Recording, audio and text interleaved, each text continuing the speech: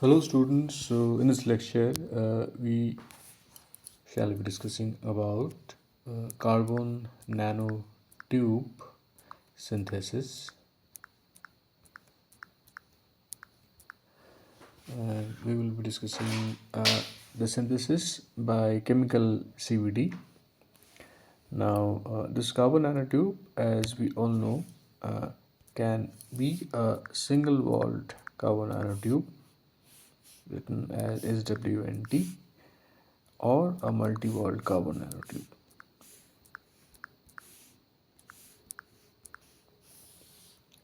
Now, we will be discussing about the thermoelectric properties of these materials later on. So, let us first start with the synthesis method. Now, a very common synthesis on method of producing carbon nanotubes is electric arc discharge. Now, what we do in electric arc discharge is we first create a argon helium plasma, and then we have two graphitic electrodes at a distance of about 1 millimeter, and we pass a very high current between these two electrodes. So, due to this high current, there is evaporation of the carbon atoms, and these evaporated carbon atoms, they get condensed and they form the single walled nanotube or multi-walled nanotube, and it is carried out at a pressure of 100 to 1000 torr, and the temperature is about 300 to 400 degrees centigrade. Now the question is, how do we have control on the growth morphology? That means, how do we know whether our material is a single wall carbon nanotube or a multi wall carbon nanotube?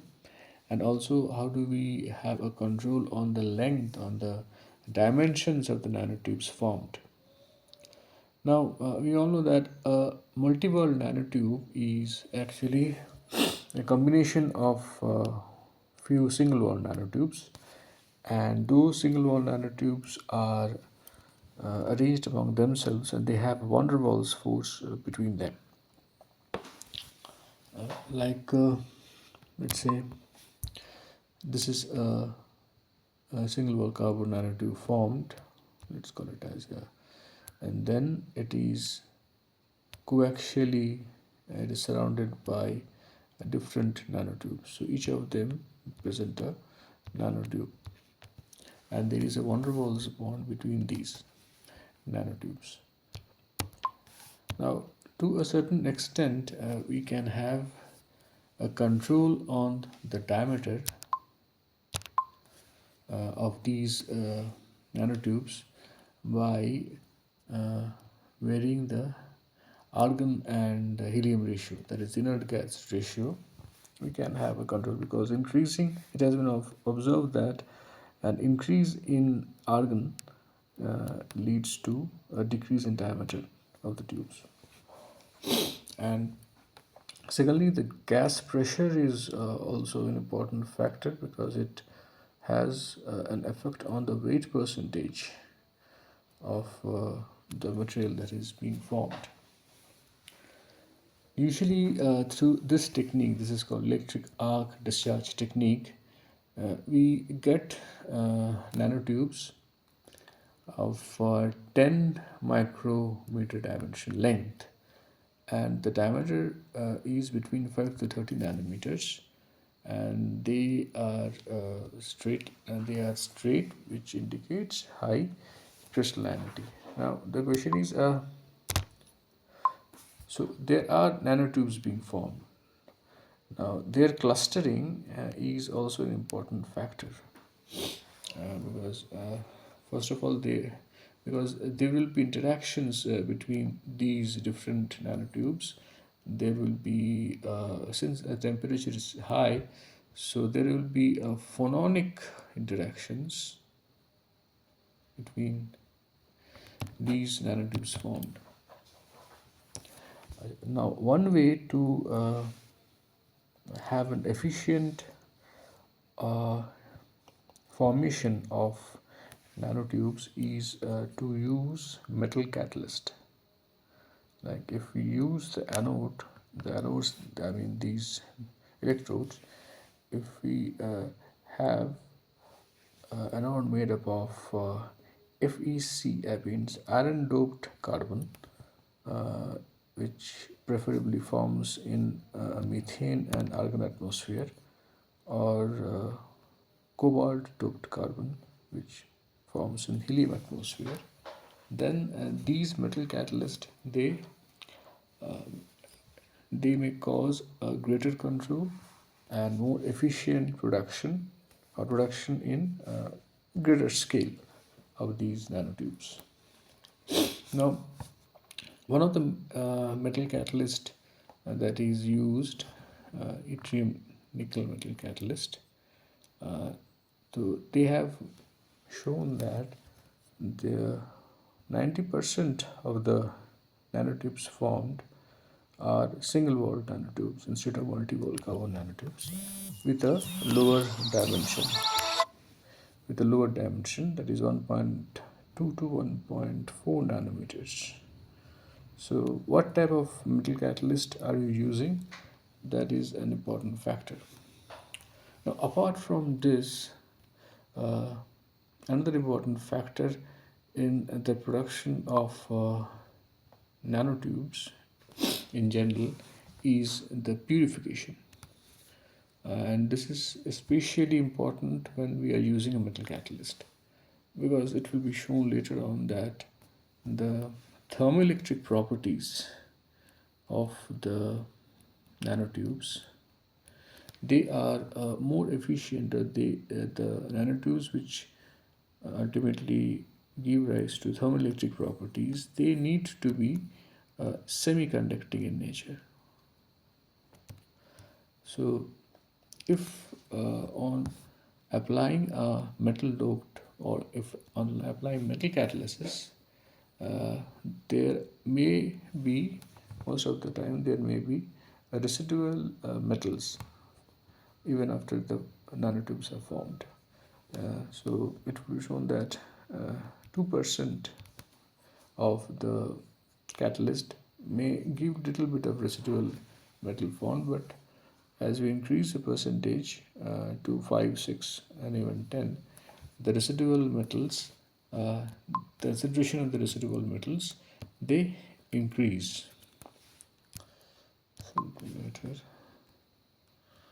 The residual metal concentration, this has to be removed. So for that we require a purification. Now this again is a determining factor in what type of carbon nanotubes formed, both whether it will be a single walled, multi-walled, and what will be the dimensions of the carbon nanotubes formed. So these are the different factors. Now if we move on to another type of similar to the previous one, this is called catalytic CVD, formation of multi-wall carbon nanotubes. This is basically focusing on multi-wall carbon nanotubes. So in this case, as previously told, we are using a metal catalysis, FeC. So this is actually the metal catalyst, ferrocene. The structure of ferrocene can be found here. So you can see there are carbon layers, atomic layers of carbon, and between these atomic layers you have a iron atom. So this is the structure of ferrocene. So this is acting as the metal catalyst. Now this together with toluene, which is actually the carbon source or feedstock, this is syringed into there is a syringe pump which actually causes these combination to be present in a container or in a container before getting them inside the furnace. Now, since there is a pump involved here, so there will be some syringe speed or inject speed. Now, this inject speed is also an important factor in determining the growth morphology. So, so the factors, let us summarize the factors. One is whether you are using a metal catalyst or not. Secondly, the pressure, the temperature, which are obvious factors. And lastly, you have the purification, whether you are providing purification. And secondly, there is an inject speed. So these all play a role in determining the type and the amount of carbon nanotubes formed.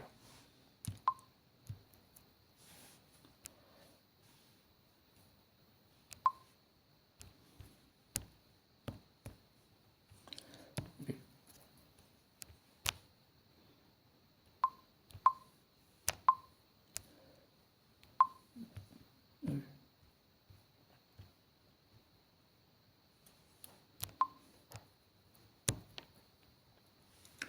So as you can see from the figure, after the injection there is a supply of argon gas, like in the previous case there is a supply of argon gas, and then the whole composition or the whole system is inserted into a furnace, which ultimately this is where the chemical reaction taking place.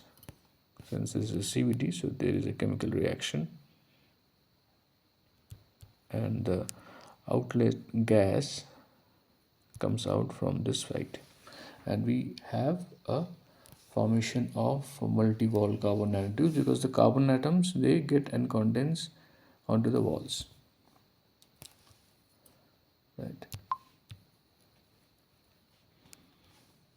Now the purification, as told previously, is an important step in formation of carbon nanotubes, and the purification process consists of a reflux of HCl, and then the solution is filtered to PTFE membrane with a certain amount of pore size, and then the following steps are also followed. It is washed with NaHCO3 and distilled water, and lastly dried. So what we ultimately get is a nanocarbon dispersion. Now these dispersions are can be deposited on a substrate, and normally the Kapton substrates are taken. Now Kapton substrates are basically polyimide films which are used in printed circuit boards.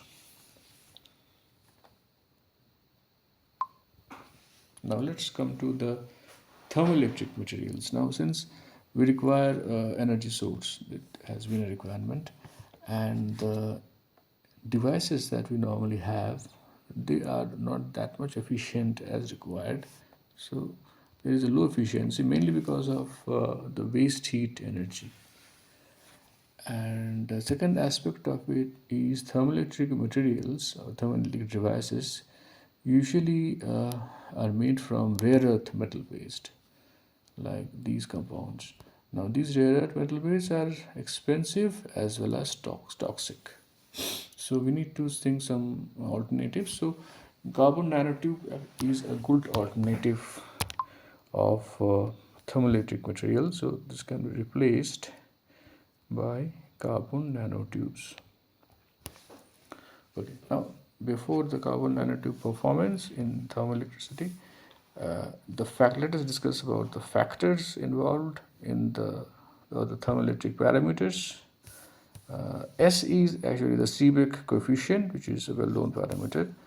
Now, if now when the thermoelectric device has been fabricated, and we need to check the performance of the device, not the material as a whole, but the device Then the power factor is an important aspect.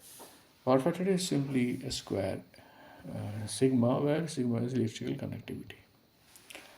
And secondly, so this involves only electrical conductivity. Now, another aspect of this is your figure of limit, where we are considering the thermal conductivity as well. Now, from the expressions, and it is a temperature, the Weiderman-Franz law, it says that the electrical conductivity and the thermal conductivity are pretty much related to each other. So there is a constant. So if there is an increase in electrical conductivity, automatically there shall be a decrease in thermal conductivity. Oh, sorry, it is the opposite. If there is an increase in electrical conductivity, so the thermal conductivity will also increase. But thermal conductivity increase is perhaps not is not wanted in thermoelectric materials. We want those materials which are low in thermal conductivity but more in electrical conductivity. Now, this carbon nanotubes, as told previously. Okay, then since considering this factor, we can actually say that this is a power factor divided by thermal conductivity into T. This is also one of the ways of representing these figure of merit.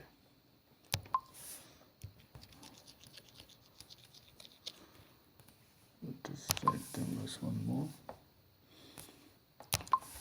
This is okay.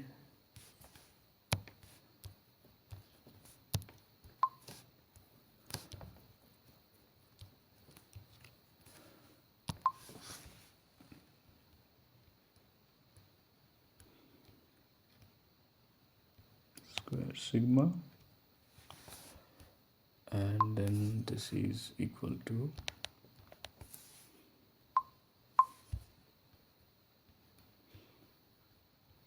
square sigma by kappa into T.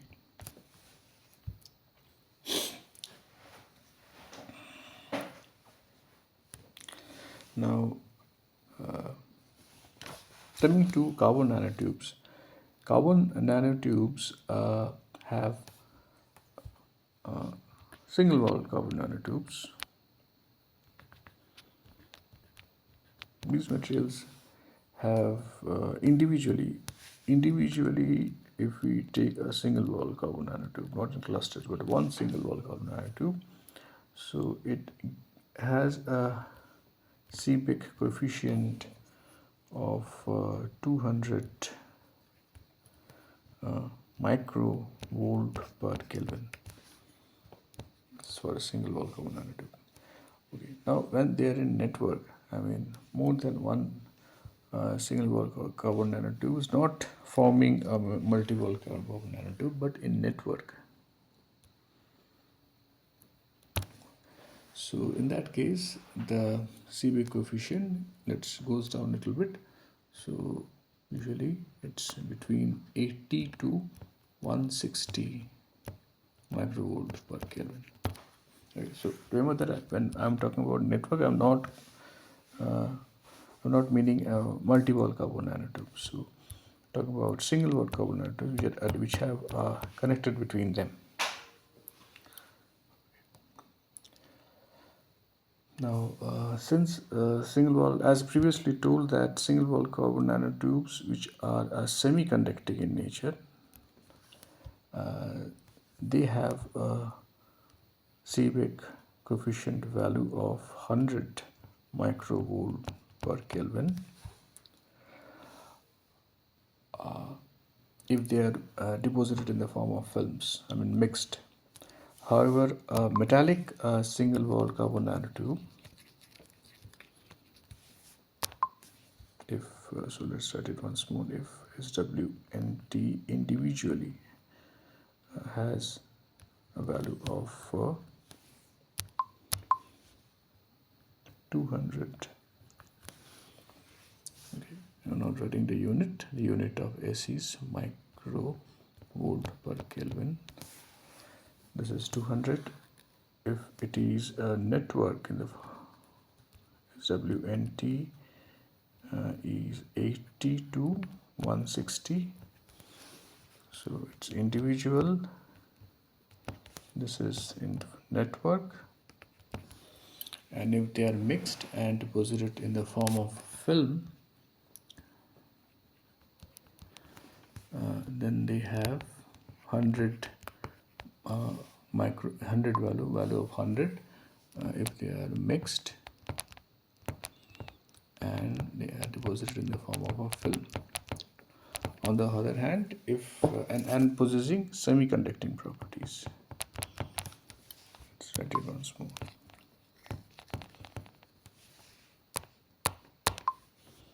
So as WNT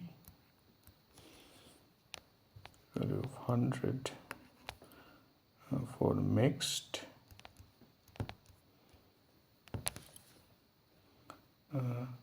and having semi-conducting properties, and the same single wall nanotubes which are having metallic properties, when they are mixed the value is much lower, 25 microvolt per Kelvin.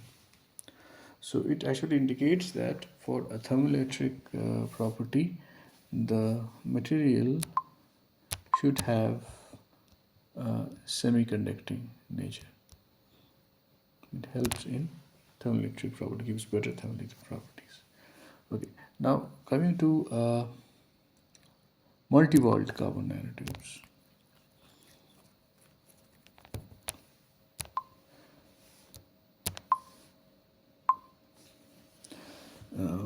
Multi-walled carbon nanotubes, sometimes the C is not written, so sometimes they're written as MWNT only. So it means that we are talking about multi-walled carbon nanotubes. So they have a value of about 80 individually, and if they are mixed then the value goes much lower, 20. So this shows that why we should have a single wall carbon nanotube as a better thermoelectric property. Now the difference between this multi-wall carbon nanotube and single wall carbon nanotubes, as previously said, that since we are having coaxially different nanotubes, so there is some phononic interactions going on between them, and one can make a statement that if plurality, so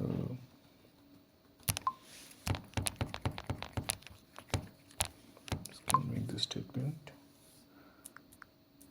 plurality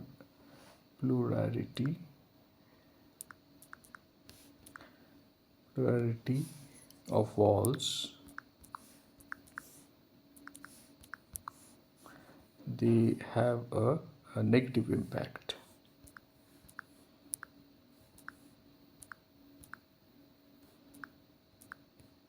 They have a negative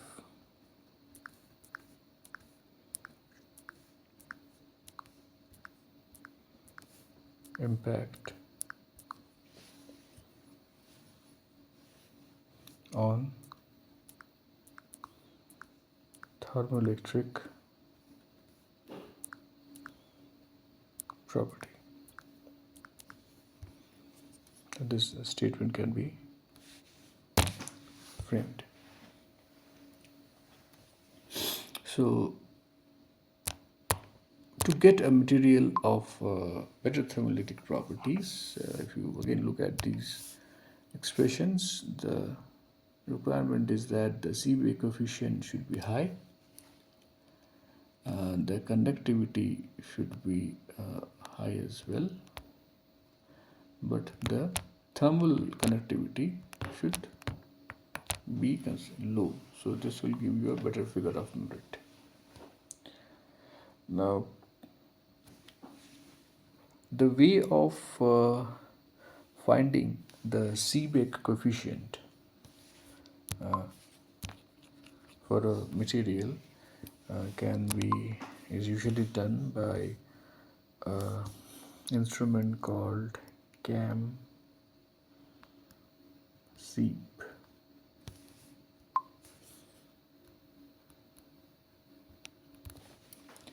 Cam seep. So a cam seep is nothing but this is your sample, and there will be one hot end. So this is the hot end, and there will be a cold end.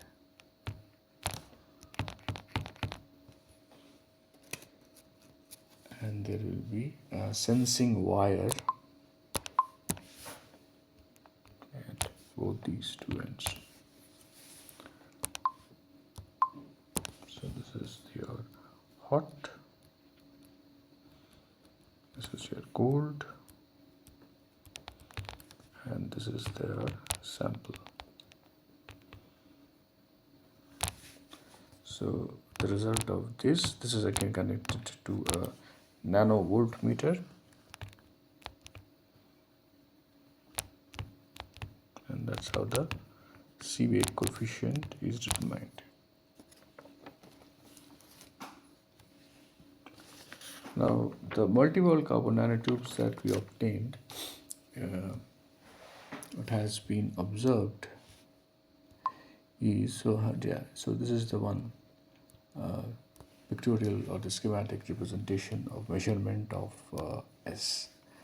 Now the multi-wall carbon nanotube formed after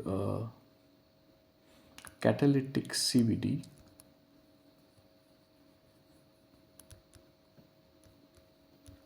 This is the microstructure. Okay, so what can be observed is that the purification has caused a better clustering of the nanotubes. This is the first thing. Secondly, the injection speed has also played a role. Higher injection speed has caused a higher value of thermoelectric property. And the temperature, now temperature has been an interesting part in multi-wall carbon nanotube. It is because what has been observed is that from 800 degree centigrade, if we have moved to little higher temperature, 900 degree centigrade, there is an increase in crystallinity. So that means one single nanotube, the number of carbons associated with the crystals formed here, the crystallinity has increased. So they look a little brighter in this case. However, the thermoelectric properties have gone down. Right. Now, this can be explained by the Raman spectra.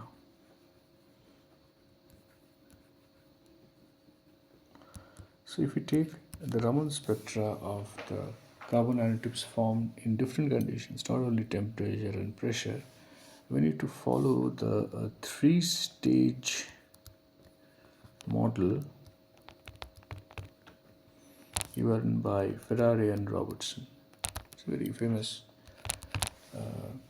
paper. So on that three-stage model, now Raman spectra of any carbon-related material usually generally has, we have the wave number centimeter inverse and the intensity. Usually these two peaks are found. The one stands for no deconvolution of these peaks can be done. So they are fitted with Gaussian peaks or a combination of Gaussian and Lagrangian peaks,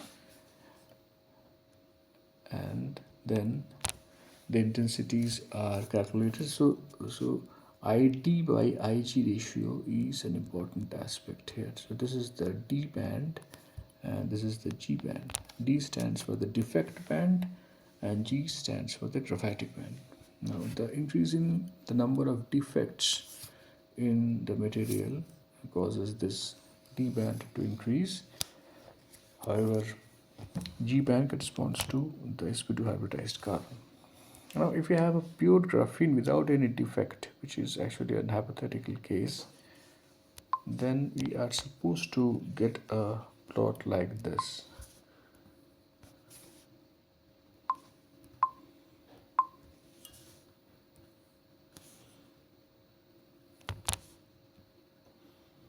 Only one D band. Sorry, only G band. Not. We're getting a sharp D band. This G. But this is a hypothetical case. It is not that you will get a sharp band. You always get a variation, and a D band formation is also taking place. But in the case of graphene, what has been observed is that instead of formation of these defect band, you get a D band, you get an overtone. It's called 2D band at 2700 centimeter inverse, and D band is obtained around 530 centimeter inverse, and G band is obtained around 1350.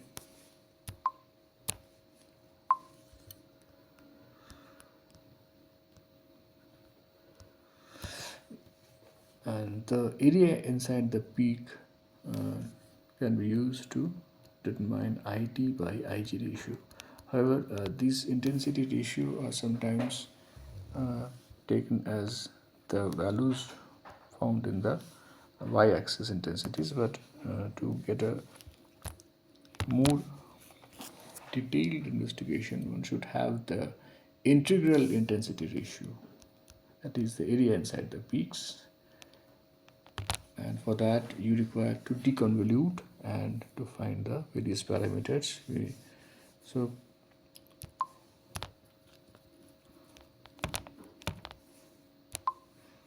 a single peak, if it is deconvoluted,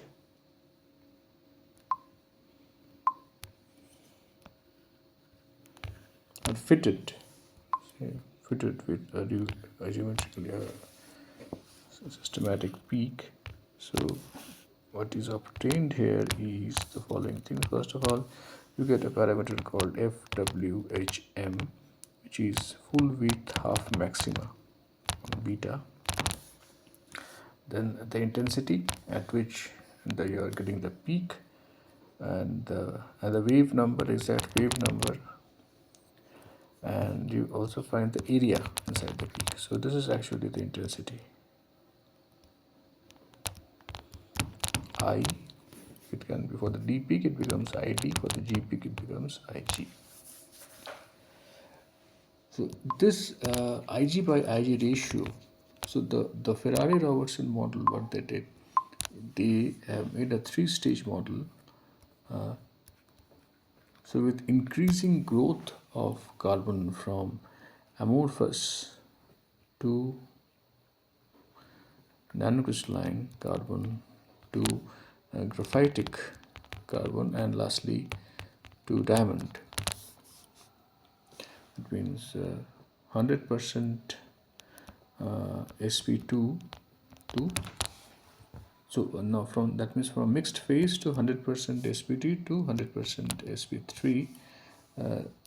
They found a model where they have shown that the intensity, I mean the wave number at which the peaks are formed, or the G peak number, G band wave number, and the ID by IG ratio, based upon that they have categorized that which ID by IG and G combination, if you are getting certain amount of combination, certain then it corresponds to which stage of growth, whether it is an nanocrystalline amorphous.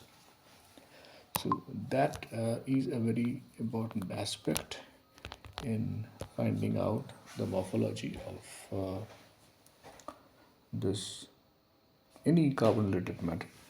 And for multi-wall carbon nanotube, it becomes even more important. From there, one can show that from 800 to 900 degrees centigrade, when the temperature has been increased, uh, although the crystallinity has gone up, but there has been more defect formation into the material, which actually leads to lower thermoelectric properties have gone down. Okay.